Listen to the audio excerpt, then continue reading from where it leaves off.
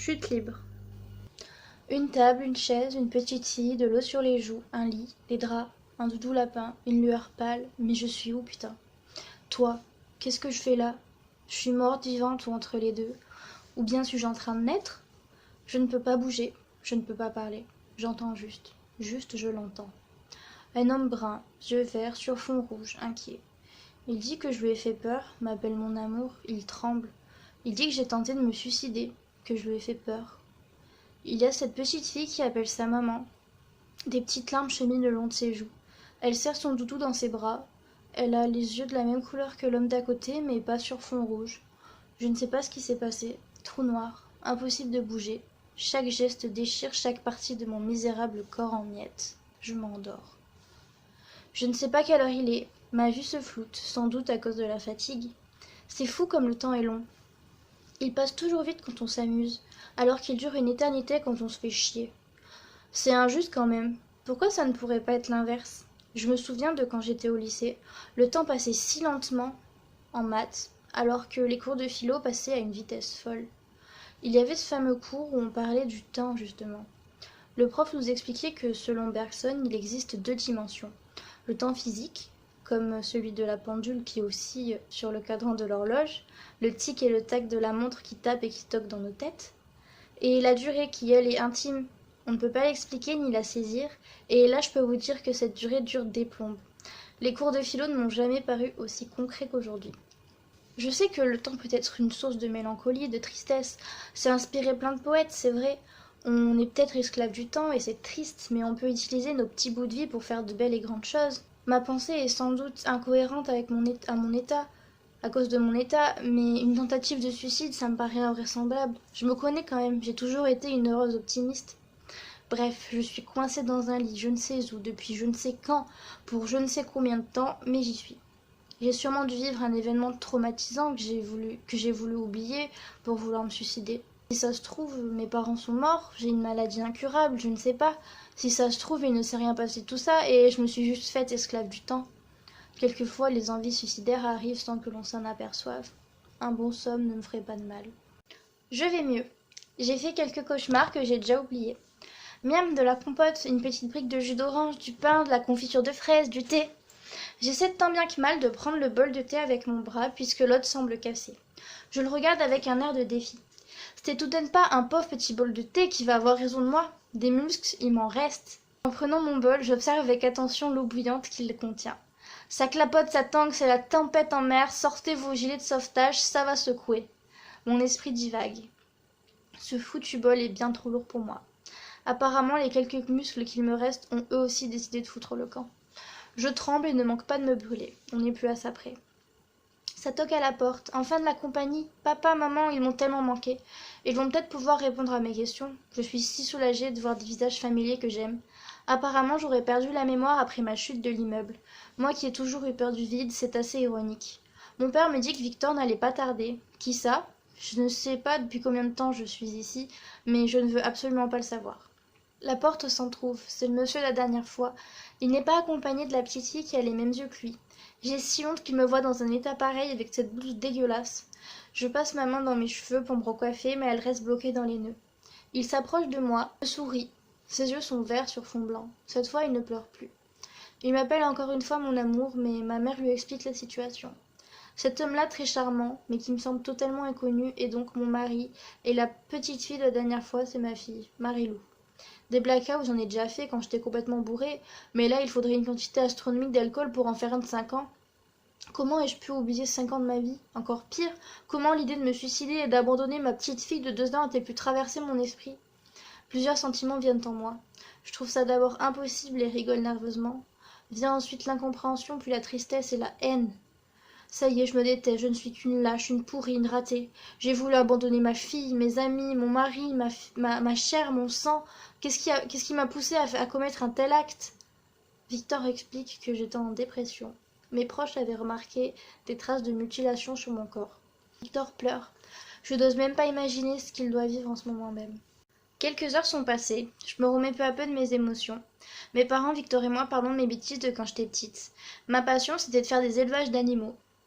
Ça a commencé avec des fourmis puis des escargots que je mettais dans mon chapeau de paille. en passant par les coccinelles dans mon tiroir à feutres que j'avais spécialement aménagé pour elle. Je les nourrissais, jouais avec eux, les aimais profondément, mais au fond, je ne me rendais pas compte que je les faisais souffrir. Puis un jour, ils sont morts. J'étais si triste.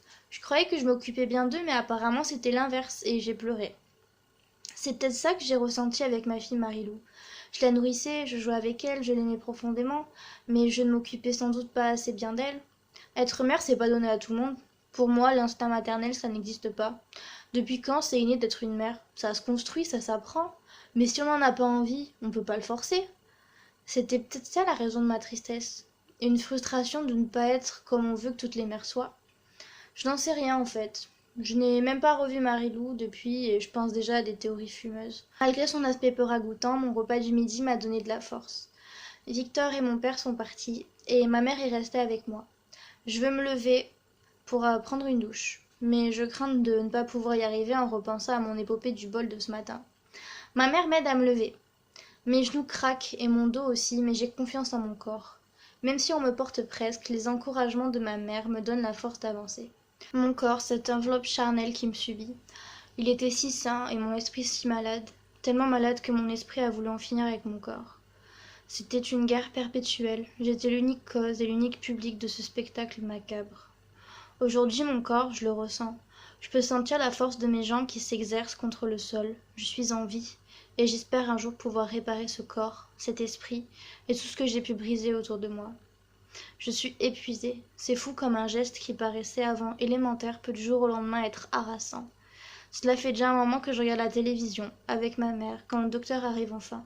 Il me dit que je vais bientôt pouvoir poursuivre une hospitalisation à domicile. Mais à domicile où?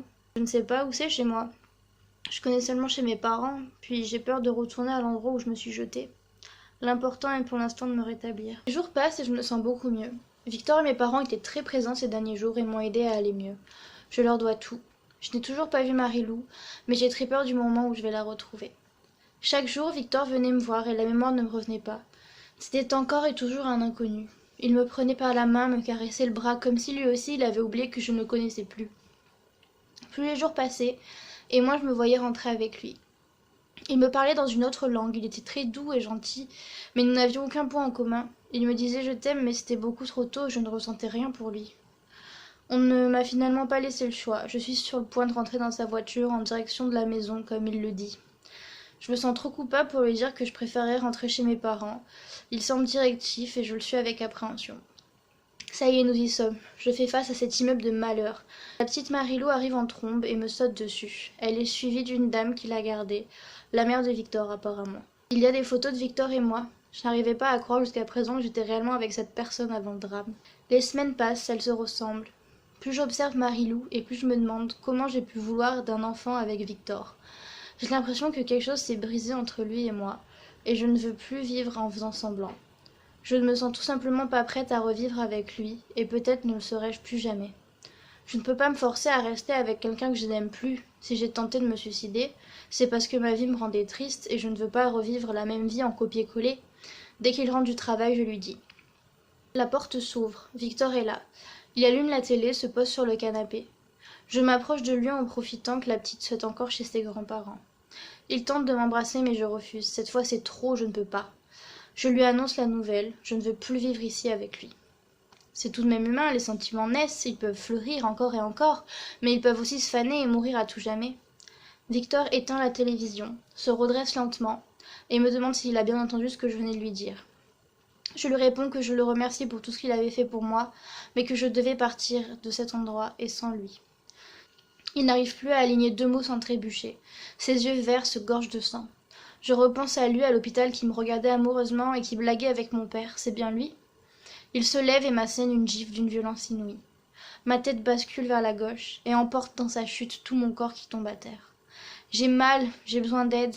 Prise dans un tourbillon de peur, je me mets à crier en vain et n'ai plus de force. Personne ne m'entend. Les gens adorent faire les sourds quand ça les arrange. Ils m'allongent d'un coup de pied au sol. Je crache du sang. Je veux juste vivre, m'exprimer, être libre, être respectée. Cela paraît-il si fou ? S'en prendre à sa propre femme qu'on aime, qui se remet à peine d'un saut de l'ange du 4e étage. Il m'attrape par les cheveux, me traîne vers le balcon et prononce alors ces mots qui j'espère le hanteront à jamais. Cette fois-ci, je vais pas te louper, salope.